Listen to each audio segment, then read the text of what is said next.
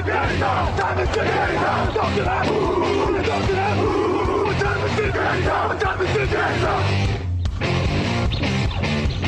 gun, Hulk left slot, Dixie left, T left, Mercedes, wide chip, Ricky, Fever left, 75, Katie, Omaha. We're good.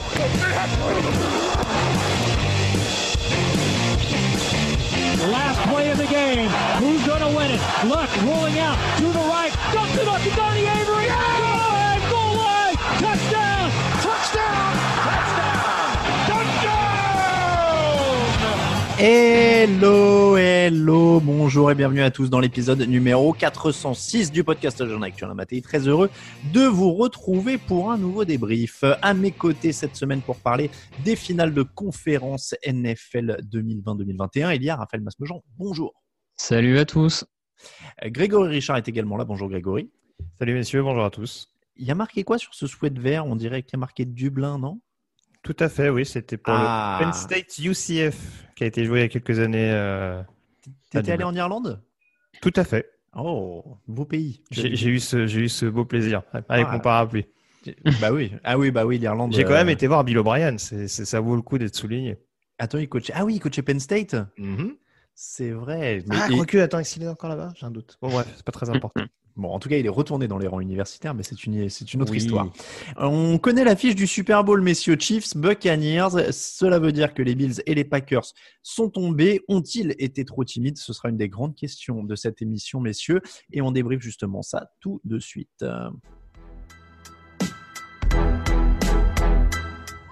Playoffs? Don't talk about playoffs. You kidding me? Playoffs? I just hope we can win a game.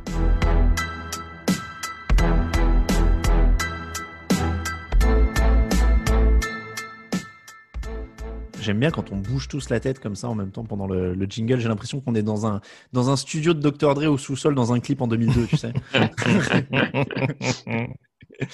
Packers 26, Buccaneers 31. 2 minutes 05 à jouer, 4e et goal, 8 yards de la end zone, 8 points de retard. Raphaël l'attente évidemment. Grégory, toi, qu'est-ce que tu fais?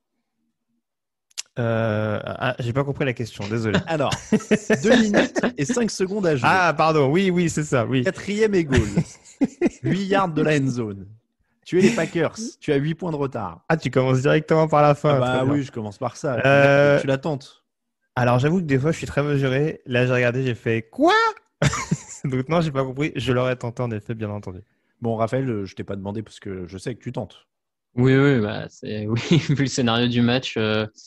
Pour rappel, une défense de Green Bay qui jusque-là n'avait pas forcé, par exemple, du match les Buccaneers à un 4 and out.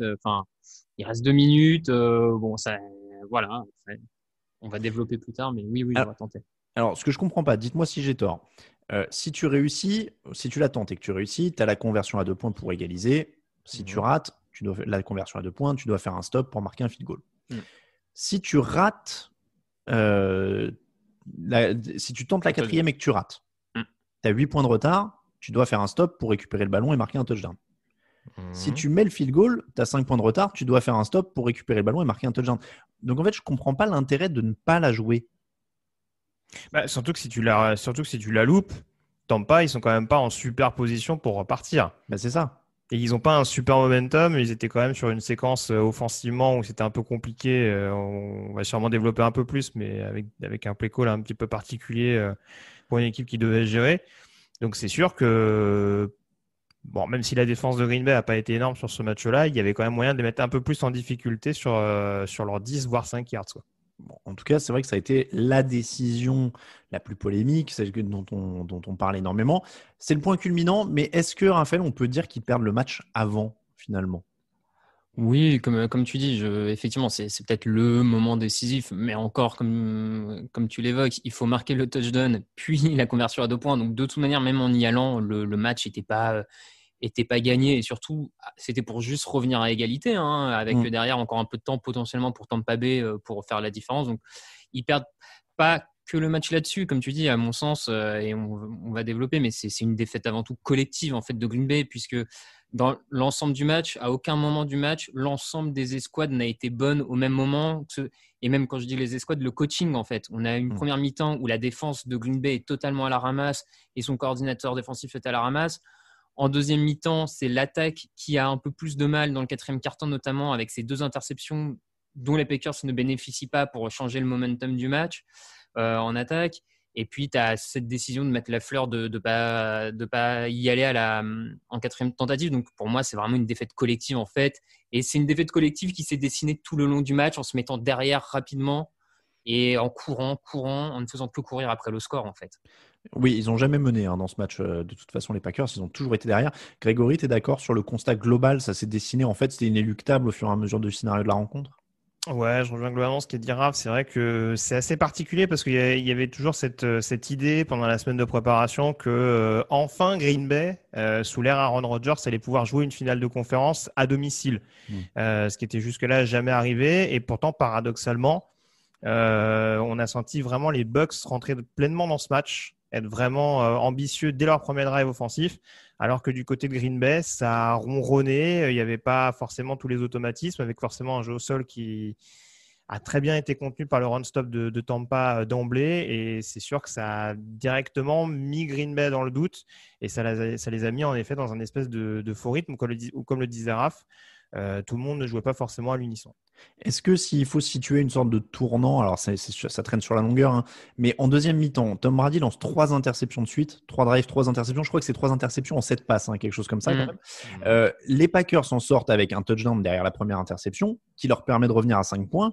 Et derrière, deuxième interception, ils sont à 5 points, punt. Troisième interception, ils sont à 5 points, punt. Sur les 2 séries, en fait, derrière les 2 dernières interceptions, ils sont à moins 6 yards. Et tu peux pas faire ça dans une finale de conférence où tu joues Tom Brady. Non, tu peux pas laisser des opportunités pareilles au moment où ta défense se réveille commence enfin à créer des turnovers. Forcément, tu peux pas laisser passer ça, comme tu le dis en plus, face à l'attaque de Tampa Bay et Tom Brady en particulier. Donc, je te rejoins, ça joue là-dessus. Et c'est là où je trouve que c'est collectif. C'est parce qu'en fait, à ce moment-là du match, sur ces 2 drives-là, on a l'impression que l'attaque de Green Bay décolle jamais vraiment. Il y a la ligne offensive qui est encore plus fragile à ce moment-là. Il y a le jeu au sol qui n'avance plus. Il y a un play call un peu douteux où il y a un de ces drives-là où on joue 3 fois de suite sur Aaron Jones de mémoire. Bon, c'est un peu étrange. Tu as un drop, tu as une passe mal assurée. Bref, tout le monde se rate un peu à ce moment-là et tu sens que le momentum qu'ils avaient commencé à reprendre. Tu sens qu'il est à nouveau en train de leur filer entre les mains. Donc, bon.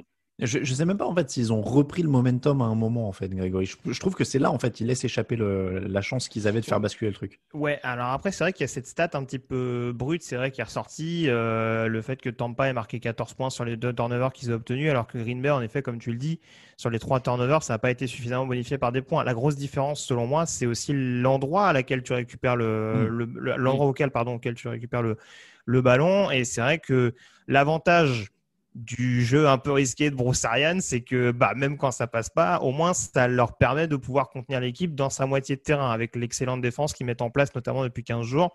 Là où Green Bay, malheureusement, c'est les pertes de balles qu'ils ont concédées, ça les a rapidement mis dedans et en effet, par rapport à ce que tu disais, ça a tout de suite redonné un momentum à Tampa Bay.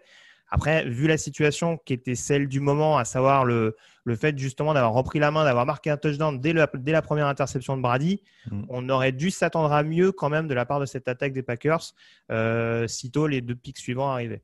C'est vrai que c'est très beau de voir comme Tom Brady maintenant fait corps avec Bruce Arians et quand il n'y a plus de solution, il balance à 50 yards devant, il voit si quelqu'un prend. La troisième, elle est vilaine quand même. Il cible bien le cornerback. Mais il est un peu loin quand même. C'est une sorte de punt nouvelle génération, quoi. Je veux dire, c'était Bruce Arians va économiser un poste l'an prochain, plus de punter, Brady lance en profondeur et puis on remplace Pignon, le punt. Faut pas toucher à Pignon, tu rigoles. Ouais. Mais ouais. Non mais oui, c'est vrai que c'était assez rock'n'roll, on va dire là-dessus. Est-ce qu'il y a un mot à dire sur l'arbitrage ou pas? Je sais que c'est revenu, j'ai l'impression que ça revient en fait tout le temps quand on regarde les réseaux sociaux et qu'il y a une défaite, mais je le mentionne, il y a une interférence à la fin où il y a un tirage de maillot. Après, il y a beaucoup de trucs non sifflés des 2 côtés tout au long du match. Oui, il y a eu beaucoup de trucs non sifflés, des holdings notamment, potentiellement une interférence défensive avant l'interception sur Rodgers en première mi-temps, enfin juste avant la fin de la première mi-temps.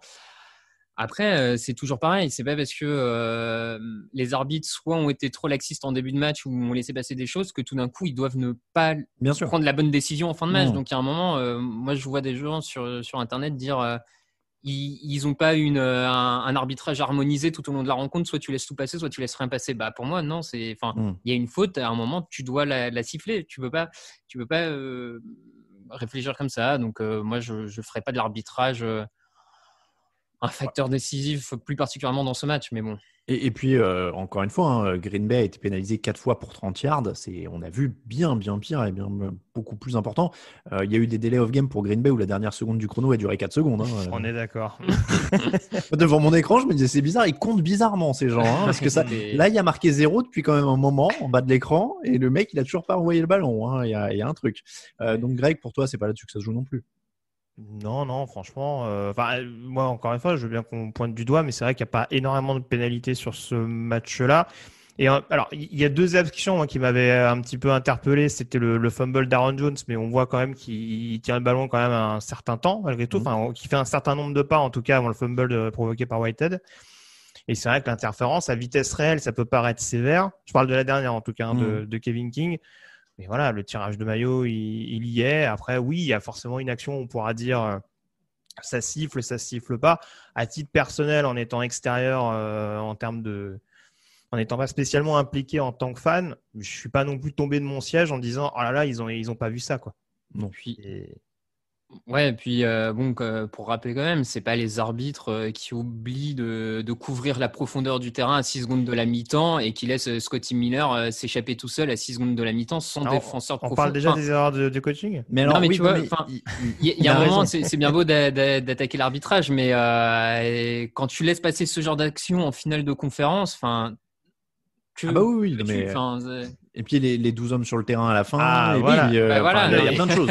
Non, mais les 12 hommes sur le terrain, c'est quand même arrivé 2 fois. Moi, à un moment donné, je veux dire, ça peut arriver qu'on ne voit pas certaines choses, mais ça revient souvent les questions qu'on nous pose sur mais c'est quoi concrètement le rôle d'un head coach? Le rôle d'un head coach, c'est aussi de contrôler et de savoir compter s'il y a s'il y a le bon nombre de joueurs sur le terrain au moment où il faut, quoi. Surtout quand tu arrives sur les 4e ou 4e quart-temps. En finale de conférence, je trouve que ça fait sale quand même. C'est pas le moment de devenir Jim Caldwell, en effet, normalement. Est-ce que leur défense, justement, peut s'en vouloir? Raphaël pointait du doigt, justement, cet errement de fin de mi-temps. Alors oui, il y a les 3 interceptions, mais en même temps, il n'y a pas une énorme pression sur Brady, qui prend qu'un seul sac. Il y a un 2 sur 2 dans la zone rouge pour Tampa. Et puis, il y a cette énorme erreur en fin de première mi-temps où ils n'empêchent pas un gros gain alors que Tampa essayait de venir gratter. Je pense qu'ils auraient été contents de s'en sortir avec un field goal. Et ils ressortent avec un touchdown de Scotty Miller. La défense de Green Bay fait un bon match statistiquement avec les interceptions, mais avec quand même des gros problèmes aussi de l'autre côté. Oui, non, c'est sûr que là, en l'occurrence, cette action n'a pas lieu d'être très clairement. On a vu de toute façon que…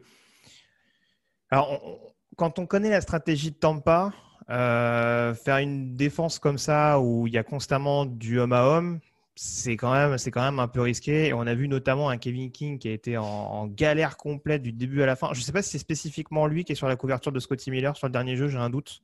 Je sais que c'est lui sur l'interférence et sur le touchdown de Mike Evans en début de rencontre, mais j'ai un doute sur celui-là.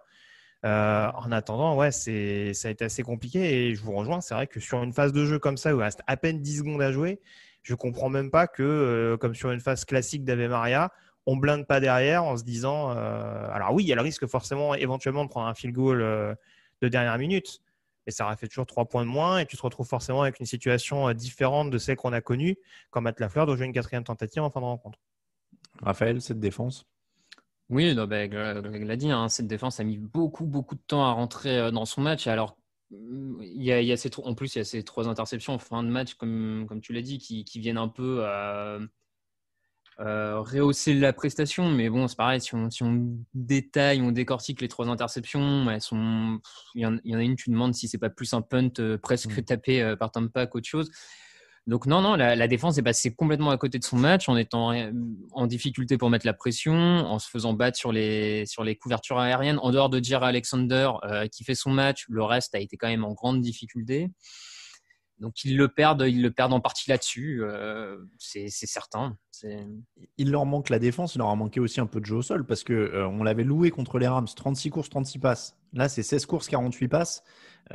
Évidemment, ils sont vite menés, mais 67 yards au sol, ils ont manqué.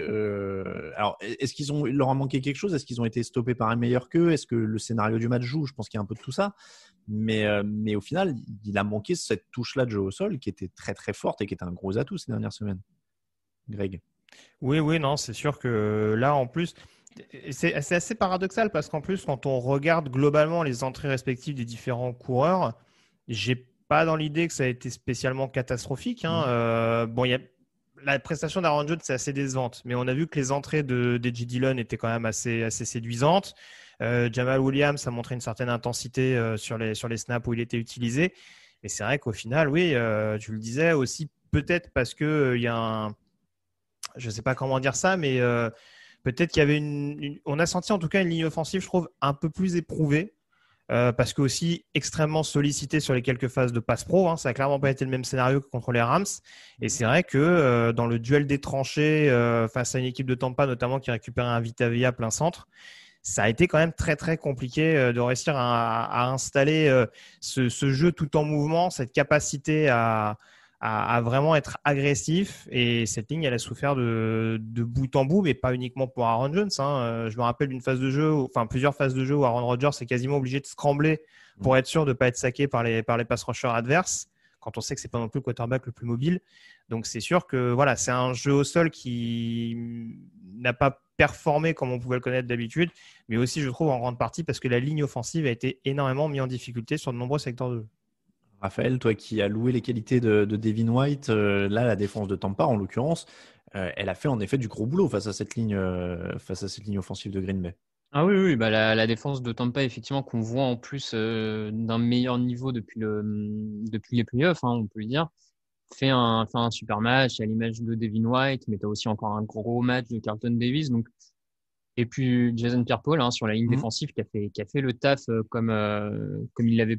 Non, même pas en fait, parce qu'il sort d'une bonne saison, j'allais dire, comme il l'avait plus forcément fait depuis très longtemps. Mais non, c'est une grosse prestation. Clairement, c'est le moteur et c'est sans doute là aussi que Tampa Bay gagne ce match. C'est sur cette capacité à casser cette attaque de Green Bay qui paraissait plus forte en tout cas toute la saison et à les empêcher d'avancer comme ils le souhaitaient, de développer leur jeu comme ils le souhaitaient.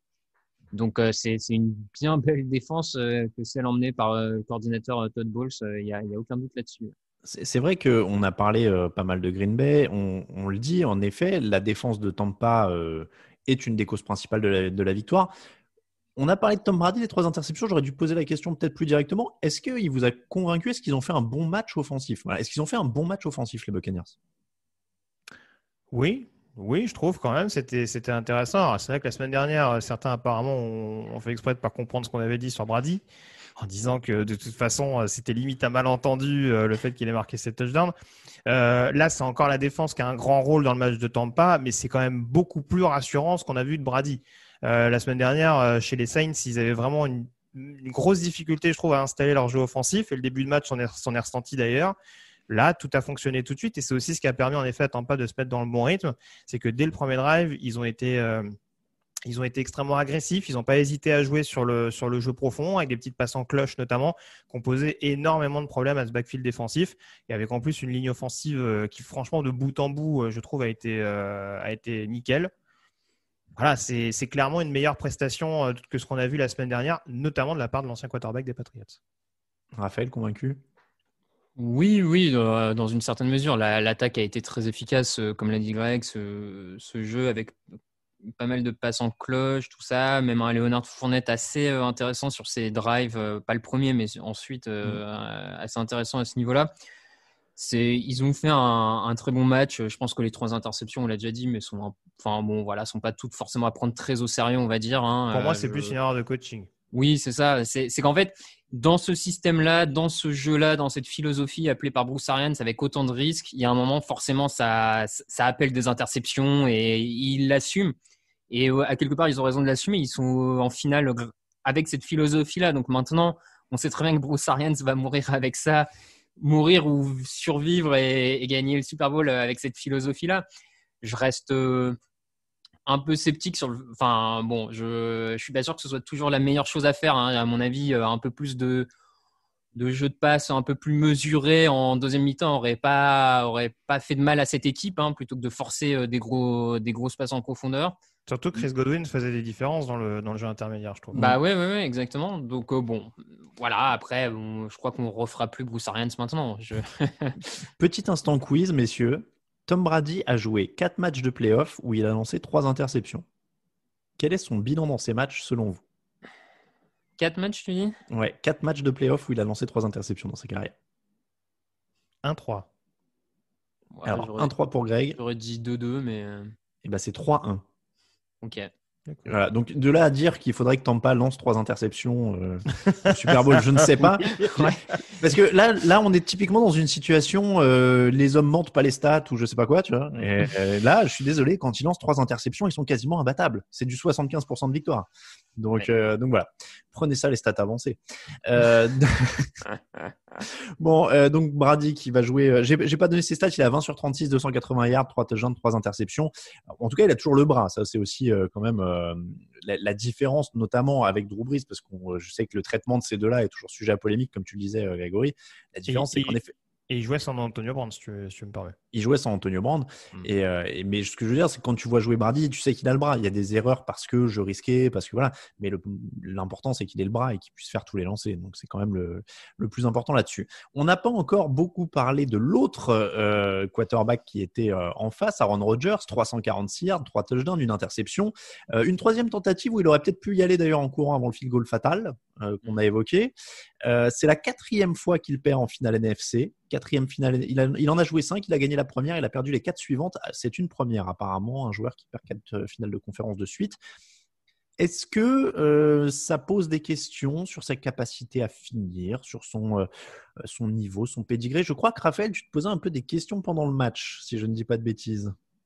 Non, je sais pas si je me posais des questions. C'était même plus sur sa mentalité après match qui m'a un peu qui m'a un peu étonné, parce que je trouve qu'en sortie de match, balancer en sortie de défaite, une défaite comme ça, balancer je sais pas si je serai là, et jeter son coach sous le bus en disant c'est pas moi qui ai décidé de pas jouer la 4e. Alors si je me permets, j'ai vu la décla en entier. Il dit je comprends la décision. Il dit c'était pas la mienne, mais je comprends la décision à ce moment. Ouais, mais d'accord, mais parce qu'il veut pas aller à la confrontation directement, mais dire c'est pas ma décision. Je me fais l'avocat du diable. Ça veut dire ce que ça veut dire, tu vois. Donc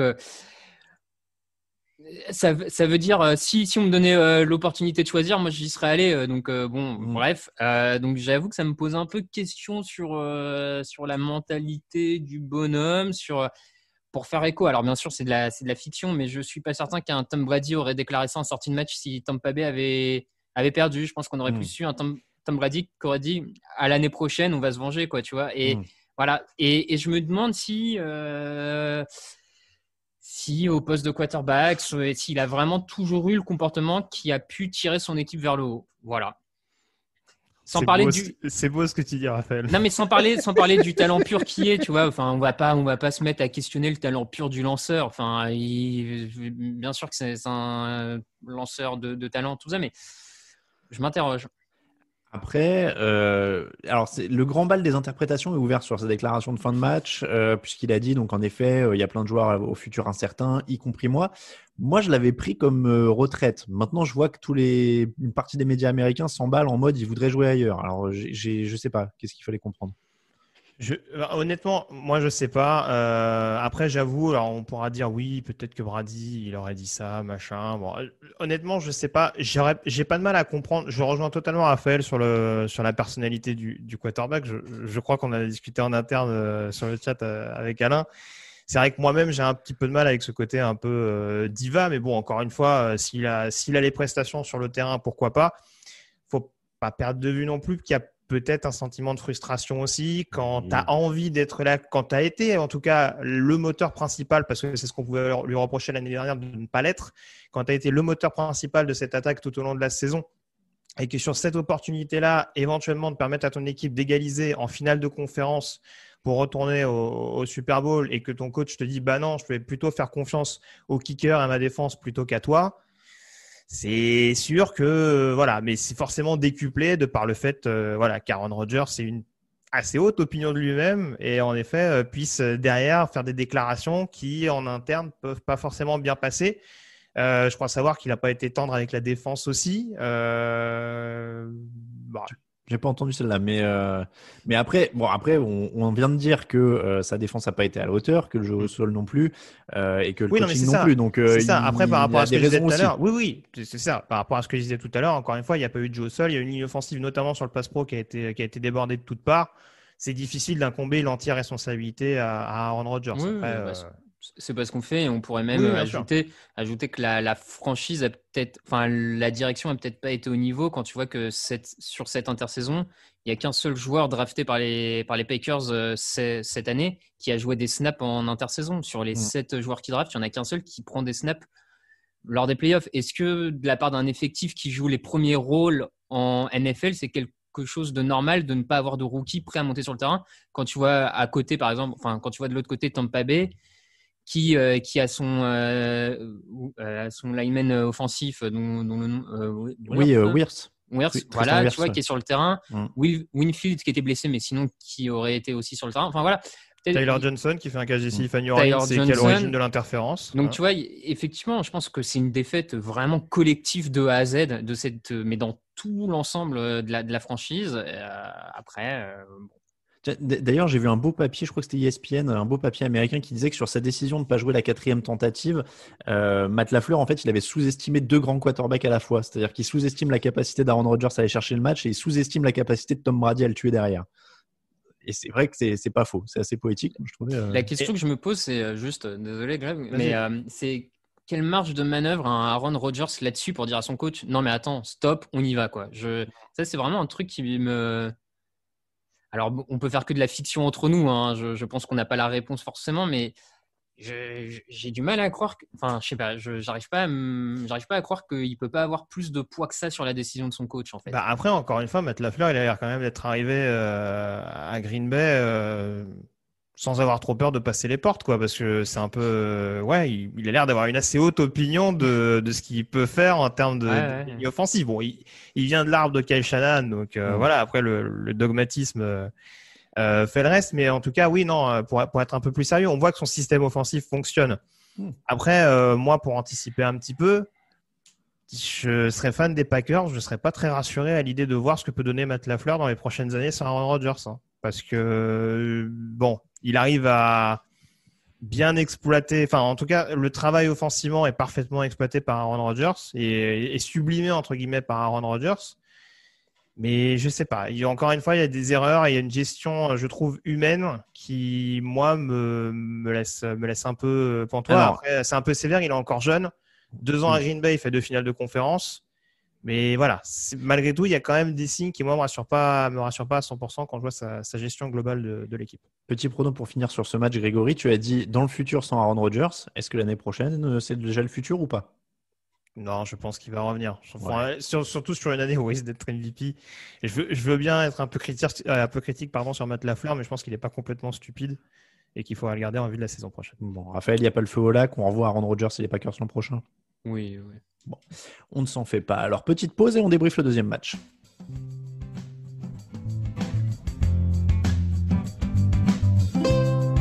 Salut, c'est Laurent du Journée Tardif en direct de Miami et vous écoutez Touchdown Actu.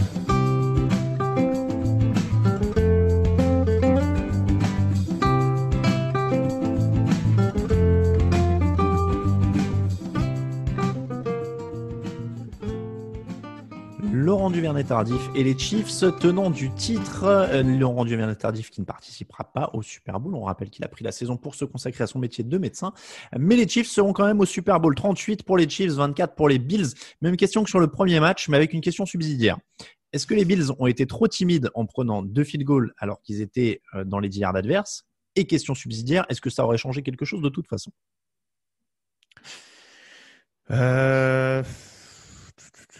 Je pense pas qu'ils ont été trop prudents, même si à un moment donné, forcément, l'accélération des Chiefs aurait pu leur laisser penser que s'ils mettaient pas un petit coup de collier supplémentaire, c'était fini. Mais bon, d'un autre côté, s'ils loupaient les 4e tentatives, je pense que là, ça aurait été vraiment plus compliqué, encore plus vite. Donc non, je sais pas forcément. C'était quoi ta question subsidiaire, rappelle-moi? Est-ce que ça aurait changé quelque chose dans ce Non, match je s'ils pense les pas. avaient joués? Voilà. Non, je pense pas. On a vu que sur la durée, c'était un peu compliqué, donc non. Raphaël, tu les aurais joués évidemment. Oui, oui, je pense qu'elles sont à jouer. Pour moi, tenter un field goal quand tu es en quatrième tentative dans les 10 yards adverses, ça n'a aucun sens, mais vraiment aucun. Mais bon, bref, passons. Alors, je rappelle les scénarios, je me permets. 21-9 sur la première, ils étaient aux 2 yards. C'est avant la mi-temps. Sur la deuxième, ils sont à 24-12 et sur les 8 yards adverses.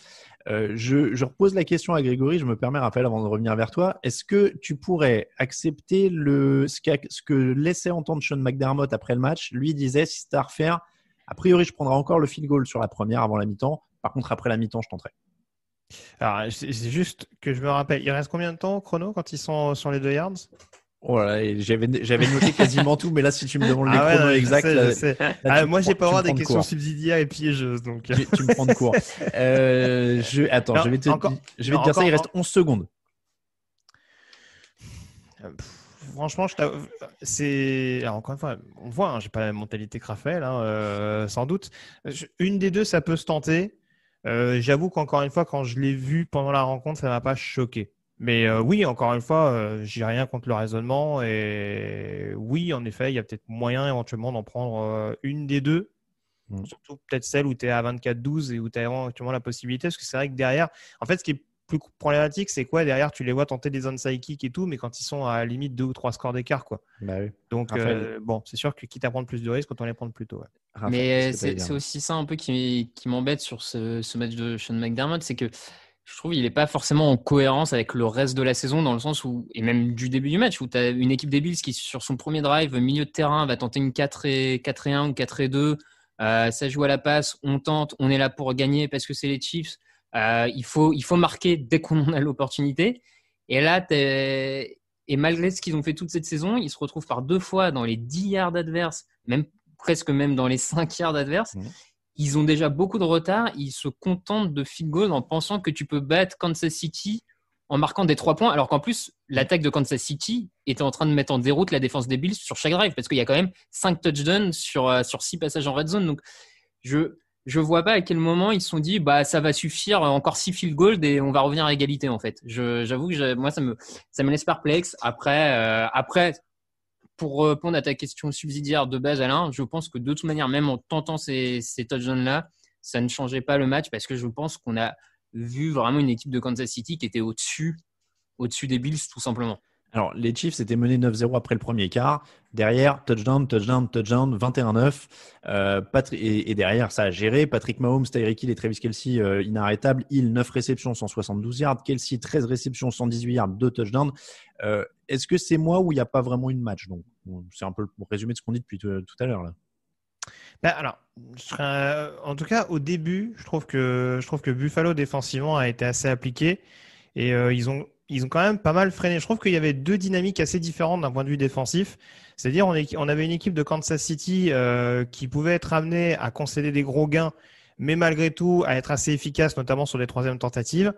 Et de l'autre côté, on a Buffalo qui arrivait un minimum à freiner. Je crois que les 2 premiers touchdowns qui sont inscrits par Kansas City, c'est 13 minutes sur les 2 drives qui amènent au touchdown.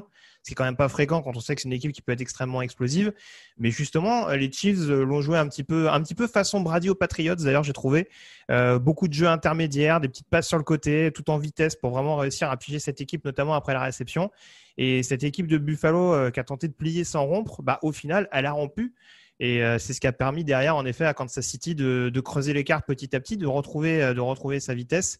Et là, en effet, pour compléter ce que disait Raph, vraiment mettre à mal cette défense des Bills qui n'a jamais réussi vraiment à trouver des solutions. Raphaël, tu as été inquiet à un moment. Enfin, tu vois, même quand le Buffalo mène 9-0, est-ce qu'il y a danger? Est-ce que... Non, je sais pas si j'étais inquiet. De toute façon, après toute cette saison, on va pas faire croire qu'on était particulièrement inquiet à ce moment-là. On sait que les Chiefs ont cette explosivité. 9 points, c'est 9 points en plus après un quart-temps. Il reste quand même beaucoup de temps en NFL pour s'en sortir. Donc, non, pas particulièrement inquiet. Non. Question à Grégory quand même. Bon, les Chiefs sont au Super Bowl. Ils ont marqué 38 points aux Bills. Est-ce que tu commences à y croire ou est-ce que tu as toujours des doutes sur cette équipe? Alors, j'ai pas des doutes sur cette équipe. Je taquine. Ouais, mais ils ont gagné 22-17 contre Cleveland au tour précédent. Hein, donc, encore une fois, après, non, c'est. On voit encore une fois que cette équipe-là, dès qu'il y a un peu de vitesse qui est mis en place, ça devient vraiment hyper problématique. Et encore une fois, tu citais tout à l'heure Duvernay Tardif qui n'est pas là depuis le début de la saison. Ils ont un match où il n'y a pas Sammy Watkins. Ils ont un match où ils récupèrent en plus Clyde Edwards-Helaire qui n'était pas là la semaine dernière. Ça fait quand même beaucoup de menaces quand même à devoir gérer. Et défensivement, c'est pas flashy, très clairement, mais on voit que Steve Spagnuolo, il n'a pas non plus gagné des Super Bowls avec les Giants par hasard. Enfin, en tout cas, un, parce qu'il était coordinateur du premier. Et que là, oui, on retrouve un petit peu les standards qu'on pouvait voir la saison passée avec une défense des Chiefs qui, sans être hyper bluffante, est capable de mettre la pression comme il faut, avec notamment un Frank Clark qui a été extrêmement précieux sur ce match-là, un L'Jarius Sneed qui fait une très bonne campagne rookie et qui est capable d'être précieux sur la couverture, mais aussi sur des phases de blitz.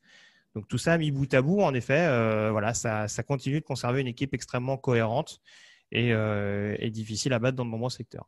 Est-ce que ça n'a pas été le fait du match d'ailleurs, cette défense de Kansas City, Raphaël? Ouais, je te rejoins là-dessus, c'est ce que j'allais dire. À quelque part que Kansas City marque autant de points en attaque et joue comme ça, on l'avait déjà vu, on pouvait presque s'y attendre et on n'est pas tellement étonné in fine. Mais comme tu dis, c'est cette défense où elle avait un peu commencé à se rehausser son niveau en fin de saison régulière. Bon, au début de play-off un peu timide, mais là on a retrouvé vraiment les ingrédients de la défense de l'an dernier en play-off. Comme Greg le dit, elle prend des jeux. C'est une défense qui va prendre des yards, mais par contre, qui a les joueurs pour faire les big plays. Et je pense notamment, je trouve que ça se voit sur la ligne défensive avec Frank Clark et Chris Jones qui, tout d'un coup, au moment le plus important de la saison, se redeviennent ce qu'ils ont été l'an dernier en fin de campagne de play-off. Et voilà, ça fait la différence parce qu'ils ont blitzé une bonne partie de la soirée Josh Allen et il a été mis beaucoup en difficulté à ce niveau-là. Et c'est de bon augure pour cette défense de Kansas City avec un backfield défensif qui est peut-être un peu sous-estimé en plus, j'ai envie de dire. Il n'y a pas de cornerback élite comme on peut le voir dans d'autres équipes. Il n'y a pas un Ramsey, il n'y a pas un Jaire Alexander. Mais les schémas de zone qu'ils proposent sont hyper cohérents et tout le monde arrive à tirer le meilleur. Et puis, tu as une paire de safety avec Tyrann Mathieu et Juan Thornhill qui est de très, très haut niveau et qui vraiment apporte ce qu'il faut en supplément à leur cornerback pour limiter les gros gains, pour limiter la casse. Donc, moi, je pense que cette défense arrive à point nommé vraiment pile quand il fallait, quoi. C'est 5 sur 14 pour les Bills sur troisième tentative. Stephon Diggs a été limité à 12 yards à la mi-temps, 28 yards après 3 quarts temps. Quasiment pas de jeu au sol pour Buffalo. 4 sacs qui rapportent 53 yards. Et Josh Allen sous pression sur 25% de ses tentatives. Ça résume un petit peu la performance. Greg, je te vois hausser les mains. Bah oui, parce que malheureusement, c'est ça depuis le début de la saison. J'aime beaucoup Devin Singletary, mais à un moment donné, il me semble en avoir parlé la semaine dernière, ça devient vraiment trop rédhibitoire quand tu essayes de vraiment arriver à un certain niveau de compétition.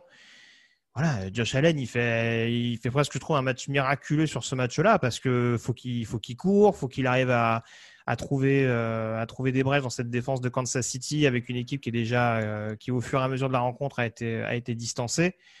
Je trouve que franchement, sur ce match-là, il s'en est plus que bien sorti avec un backfield offensif qui malheureusement a été le point noir constant des Bills cette saison et ça me paraît compliqué de ne pas le considérer en vue de la saison prochaine pour vraiment rendre cette attaque inarrêtable de bout en bout. Ah bah, Devin Singletary que tu as cité, c'est 6 courses pour 17 yards.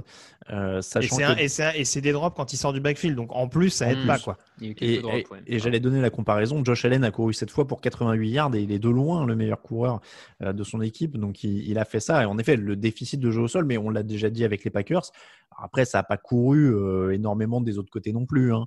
Mais voilà, il y a 114 yards avec Nicole Hardman qui a une course à 50 yards. Donc pas non plus.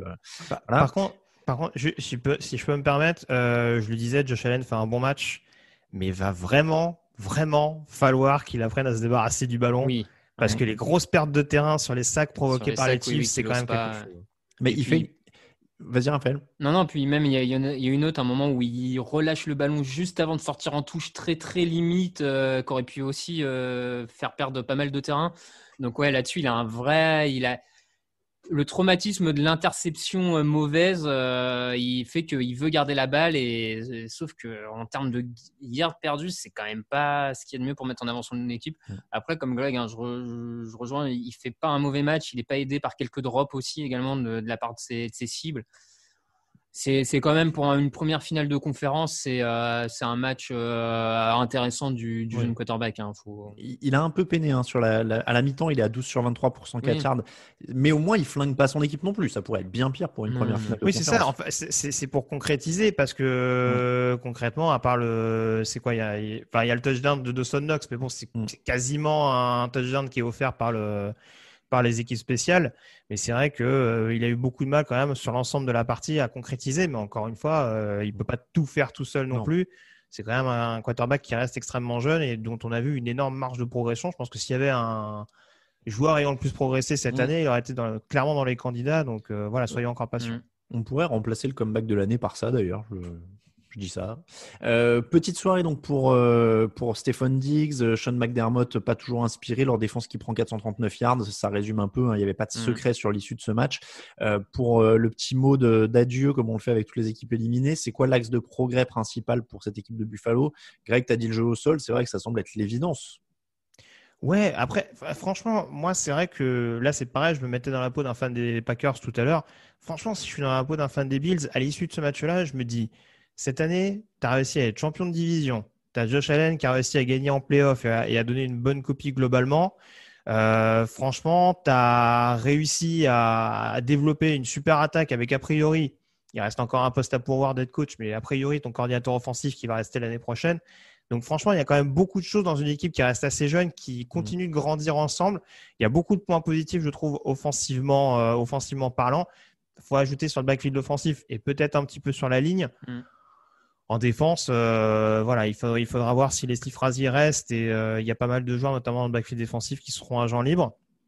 Mais non, franchement, il y a moyen de trouver une bonne ossature et avoir quelques petits ajouts, notamment par le biais de la draft, qui pourront éventuellement compléter cette équipe qui commence sérieusement à avoir de la gueule et être un prétendant crédible au Super Bowl dans la conférence américaine. Raphaël, l'axe de progrès. Oui, Greg a tout résumé. Il faut un peu d'ajout qualitatif. Moi, j'aurais dit l'intérieur de la ligne, peut-être, poste de garde et squad de linebacker aussi. Mais là, on est sur vraiment améliorer un petit peu l'effectif parce qu'on a déjà quelque chose de très solide donc, et avec un choix très haut. Donc, a priori, tu vas peut-être pas tomber sur la pépite qu'il faut tout de suite qui va tout changer. Mais bon, ça serait les deux principaux axes. Pour les Chiefs, la seule mauvaise nouvelle de la soirée, c'est Eric Fisher qui est touché au tendon d'Achille. Ils perdent donc leur tackle gauche juste avant le Super Bowl. C'est une déchirure du tendon d'Achille. Donc, on vous le dit, il n'y a pas de suspense. Il ne reviendra pas pour le Super Bowl. On ne sait même pas s'il sera là pour l'ouverture de la saison prochaine. Donc, c'est la mauvaise nouvelle. Ils avaient déjà perdu Mitchell Schwartz. Donc, ça bouge un peu dans tous les sens dans leur ligne. Ouais, ils finissent quand même le match avec 4 remplaçants du coup titulaires sur leur ligne offensive. Bon, après, Raphaël, tu es team la ligne offensive, on se débrouille. Donc, ça va, ça ne fait pas peur. Alors, on se débrouille d'autant plus quand on a Patrick Mahomes. Je t'avoue que j'aurais pas le même discours avec d'autres quarterbacks. Là, force est de… De toute façon, ils vont pas… Enfin, je veux dire, ils n'ont pas le choix que de se débrouiller. Ils avaient de la chance en n'ayant peut-être pas un banc au niveau de la ligne offensive qui est pas le meilleur en termes de qualité forcément, mais qui est assez rempli avec un Wisniewski là qui rentre, qui est un joueur correct de NFL pour suppléer. Enfin, ils ont quelques remplaçants intéressants, donc ils vont jouer avec. Et puis de toute façon, j'ai envie de dire qu'on le sait depuis le début de la saison que leur conquête du doublé passe de toute manière par la capacité de Mahomes, Hill et Kelsey à battre tous les autres. Et je pense que ça se jouera encore dessus. Moi, je veux pas dire, mais je vais pas me mordre non plus sur la preview, mais si les Chiefs gagnent le Super Bowl, Raphaël, je comprends pas qu'ils se baladent pas encore avec un maillot rouge. Je pense que tu attends la victoire, mais cette équipe est en train de valider toutes tes théories. C'est-à-dire qu'on s'en fout de la ligne, on s'en fout des coureurs, on passe sur tous les downs, on joue toutes les quatrièmes. Je comprends pas que t'aies pas encore un maillot soit un maillot de Mahomes, soit une moustache d'Andy Reid, tu sais. Ouais. Je sais pas si c'est le modèle à prendre en termes de swag, mais. Tu veux pas une petite chemise à fleurs et te laisser pousser le bide? Ouais, non. Moi, je vote pas. pour. On va attendre. Bon, en tout cas, oui, on dirait que cette équipe a été construite par Raphaël au niveau de la philosophie et tout ça. Tout le reste, on en parlera dans la preview, à moins que Greg, tu veuilles t'exprimer sur les philosophies de coaching ou alors la moustache que tu veux te laisser pousser.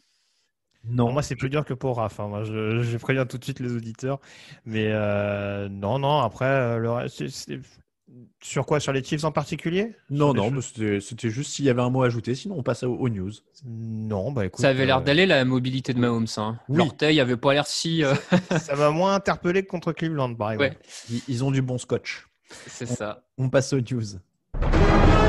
Live from Studio 3C in Rockefeller Center, this is Today in New York.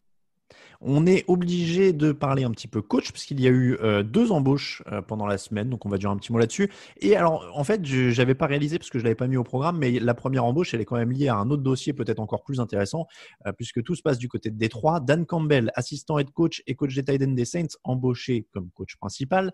Il était head coach intérimaire des Dolphins en 2015, 5 victoires, 7 défaites. Voilà, je vous avoue que j'avais un peu oublié.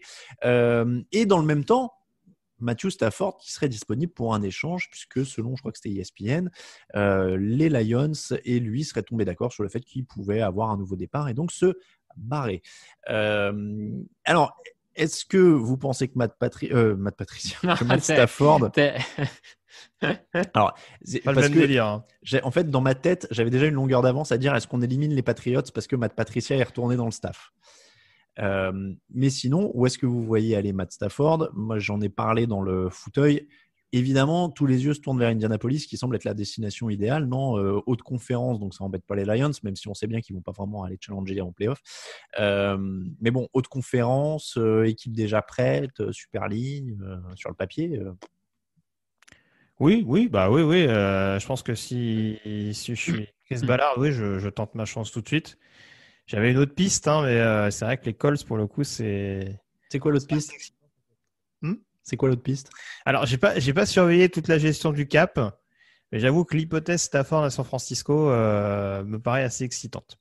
Avec un jeu au sol déjà extrêmement bien rodé, ça peut donner une attaque quand même assez séduisante, mais encore faut-il gérer le. J'ai pas regardé exactement s'il pouvait. Dans une moindre mesure que t'es Garoppolo, donc je ne sais pas exactement les coups des franges qu'ils ont par rapport à ça, mais ça pourrait avoir de la gueule si ça peut se mettre en place. Moi, j'ai peur qu'il soit étourdi et qu'il sache pas ce qui lui arrive s'il a des coureurs efficaces autour de lui. Il a jamais vu ça en 12 ans, tu vois. Ah, Détroit, oui, c'est sûr que. Tu vois, genre, mais il sait parce que c'est une légende urbaine. Tu sais, genre, il va laisser le ballon, le mec, il va partir avec le ballon, il va faire plus de 5 yards et il va faire mais qu'est-ce que tu fais? Arrête-toi, c'est pas comme ça qu'on joue. Depuis Barry Sanders, ça n'a pas eu beaucoup, en effet. C'est vrai. Raphaël, tu le verras aller où?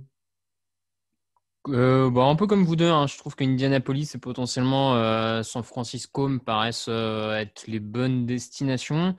Je sais pas, comme toi, si Patricia est vraiment un repoussoir pour lui. Je sais pas quelle était vraiment la relation entre les deux pour le coup. J'ai pas de. Je sais pas, ouais, non, c'est vraiment une hypothèse. De toute façon, Stafford, il va arriver à New England, il va faire bon Patricia, il va jouer là-bas avec son crayon, et puis moi je fais mon truc de mon côté. Hein. Normalement, il a pas à dire c'est un attaque. Patricia, hein. Après, ouais, New England apparaît peut-être moins cool que d'autres par rapport aux cibles qu'il pourrait avoir. Même si à la free agency, New England a de quoi peut-être faire venir un mec ou deux. Ce qui peut changer la donne, hein. Si c'est un package, pourquoi pas après tout, mais bon, ça serait un peu mon top 3 quoi, si on devait aller.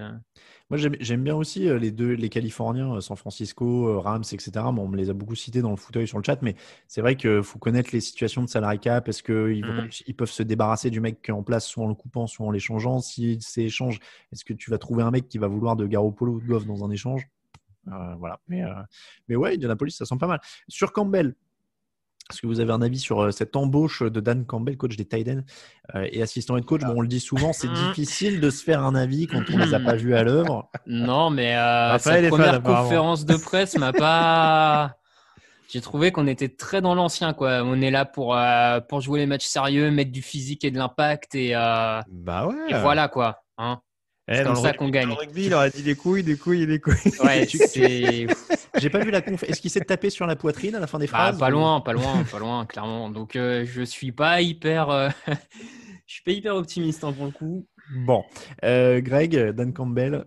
Ouais, je sais pas trop. Après, il a un bon background, enfin une bonne expérience malgré tout. Il est quand même passé dans les staffs de Parcells, de Payton. Donc voilà, et je pense que si Miami lui avait donné sa chance à l'époque quand Joe Philbin a été viré, c'est pas totalement par hasard, alors qu'il n'était pas spécialement coordinateur à l'époque. C'est que malgré tout, je pense qu'en interne, il doit quand même avoir une certaine patte dans la gestion de ses joueurs qui est assez intéressante. Ancien joueur NFL lui-même. Donc, faudra voir. En effet, c'est sûr que bon, ça faisait un peu cliché en conférence de presse. Mais faudra voir un petit peu. Je trouve qu'il s'est pas spécialement mal entouré. Anthony Lynn en coordinateur offensif. J'attends de voir. Il me semble qu'il n'a pas encore été en carrière, mais pourquoi pas. Et Aaron Glenn, coordinateur défensif, qui faisait d'excellentes choses chez les Saints, ça peut éventuellement être assez prometteur. Mais oui, ça soulève beaucoup de points d'interrogation, encore plus quand ton franchise quarterback annonce qu'il va quitter le navire. Du côté des Eagles, on a trouvé son coach aussi. Il s'appelle Nick Sirianni. C'était le coordinateur offensif des Colts. Il a 39 ans. Du côté de Philadelphie, visiblement, il y a une tactique simple. C'est qu'ils ont dit on ne peut pas récupérer Frank Reich, donc on va prendre tous ceux qui lui ont touché la main. C'est ça, grosso modo. Cela dit, ça laisse quand même présager que Carson Wentz pourrait rester du coup, parce que refaire venir comme ça, puisqu'il avait été coach des quarterbacks, non, des Eagles, Sirianni, à un moment. Je crois qu'il était aux Chargers en Indianapolis. Ouais, je confonds peut-être. Non, il va peut-être signer Jacoby Brissett. Bon, je confonds, mais en tout cas, je sais pas, je me dis que ça plaide un peu pour garder Carson Wentz quoi qu'il arrive. Et, après, ça avait l'air d'être la volonté, si on avait bien compris, des dirigeants dans les entretiens d'embauche. Donc, après, grosso modo, vu le prix qu'ils payent Carson Wentz, tu peux te dire qu'ils aient envie de réessayer le coup, non, Grégory? Je sais pas, il y a un quarterback de l'avenir derrière lui quand même. Donc, non, je sais pas. J'avoue que pour l'instant, Carson Wentz correspond selon moi un peu plus au système offensif que veut mettre en place Sirianni. Après, pourquoi pas, encore une fois, peut-être qu'on va continuer éventuellement de les mettre en concurrence l'année prochaine et que le meilleur jouera. Mais c'est sûr que c'est pas spécialement de mauvaise chose. Après, en effet, il y en a un qui coûte beaucoup plus cher dans une année quand même assez capitale en vue du salary cap. Il y a eu beaucoup. Je pense que la révision du salary cap peut faire pas mal de mal par rapport au Covid. Et ouais, les Eagles vont peut-être avoir besoin de dégraisser, mais en tout cas, sur le papier, oui, Sirianni peut être plus intéressé à l'idée de garder Wentz. On rappelle, les Jaguars avaient embauché Urban Meyer, les Jets Robert Saleh, les Chargers Brandon Staley, les Falcons Arthur Smith. Les Texans sont désormais les seuls à ne pas avoir de coach au moment où nous enregistrons. Évidemment, c'était les premiers à avoir viré leur coach. Je dis pas de bêtises, c'est O'Brien le premier à sauter cette année. Oui, tout à fait. C'est ça. Donc voilà, les Texans sont toujours en recherche. Aux dernières nouvelles, je crois que c'est Eric Bieniemy et Leslie Frazier, les deux derniers, qui ont un nouvel entretien encore. A priori, ce sera plus Leslie Frazier. Moi, de ce que j'ai vu. Et de Sean Watson. Bieniemy n'a pas l'air très chaud, bizarrement, pour quitter Mahomes et se retrouver à Houston sans Watson. C'est dingue, hein. C'est dingue. Donc, en tout cas, ouais, il reste le poste de Houston à pourvoir. On se demande bien pourquoi personne ne veut aller travailler avec Jack Easterby. Je vous invite à lire l'article sur le site que Victor a écrit parce que Jack Easterby, c'est un personnage. Je suis sûr qu'il prêche pour sa paroisse pourtant. Exactement. Bon, en tout cas, voilà, il reste ce poste-là à prendre. Et tu disais, Deshaun Watson veut toujours se barrer. Donc, si tu mets en plus Matt Stafford et tout ça, ça va faire un marché des quarterbacks qui va être quand même très, très intéressant. On pourra avoir des émissions de free agency plutôt pas mal. Et puis, si en plus Rodgers pète un câble et qu'il demande à être transféré, alors là, je vous dis même pas le carnage. Dans sa Californie natale, chez les 49ers. Chez les Niners. Alors après, c'est quand même l'équipe qui l'a snobé à la draft. Bah oui, quand même. Donc, oui, c'est vrai. S'il est aussi rancunier qu'on le dit, c'est pas sûr quand même. C'est vrai. On passe au top et au flop.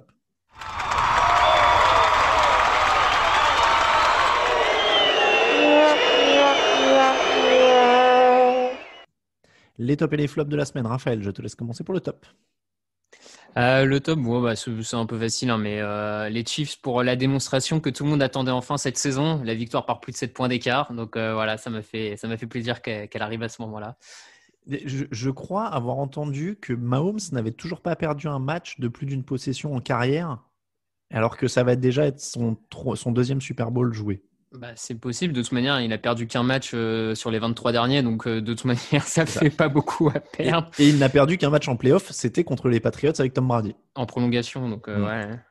C'est délirant quand même. On vous a pas fait toutes les stats sur Mahomes. Ce sera peut-être dans la preview. Mais toutes les stats sur son début de carrière sont absolument délirantes. Il a que 25 ans, on le rappelle. Il va jouer son deuxième Super Bowl de suite. Il a déjà été MVP de la Ligue, MVP du Super Bowl. Enfin, la totale, c'est de la folie. Grégory, ton top. C'est un peu facile, mais bon, Tom Brady, quoi. Première saison à Tampa, tranquille, il fait au Super Bowl. Alors avant, on disait c'est parce que la défense des Pats c'est bonne. Là, c'est parce que la défense des Bucks c'est bonne. Sauf que bon, à un moment donné, il faut aussi être clutch en playoff.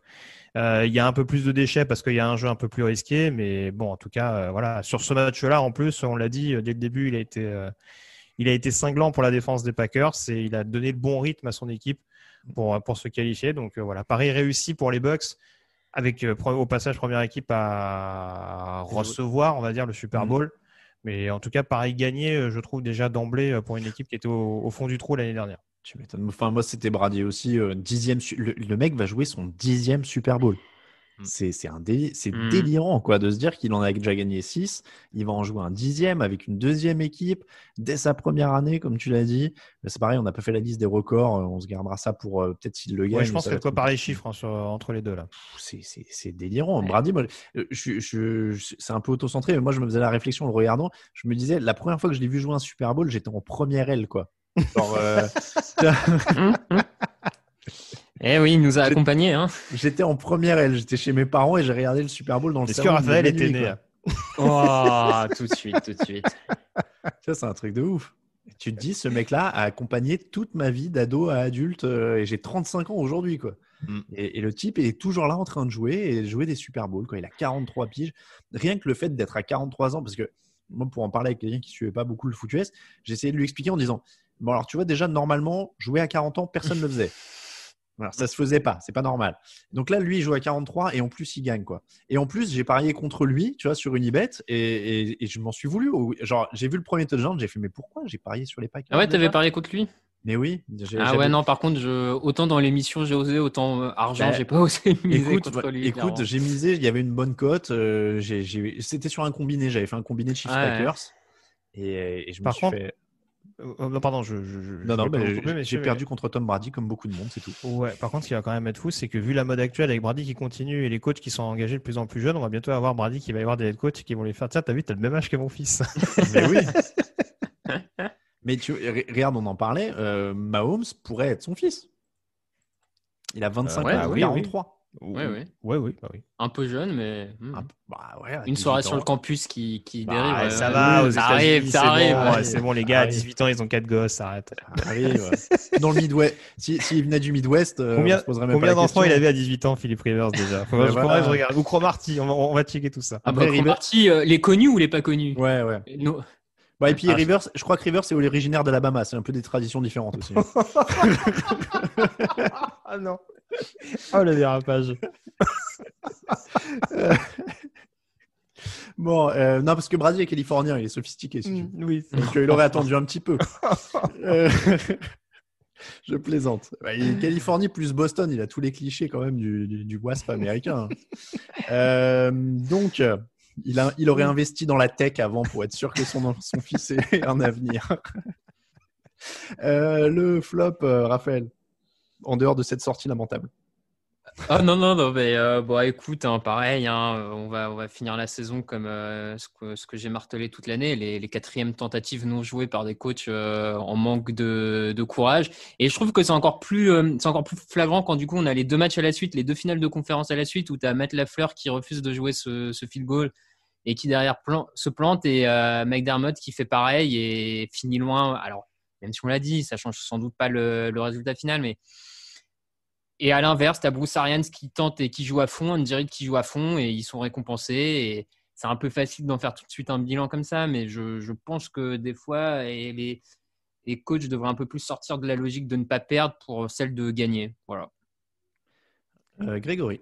Ouais. D'ailleurs, soit dit en passant, les 2 coachs les plus expérimentés ont pris le dessus sur les coachs les plus jeunes sur cette demi-finale, si je ne me trompe pas.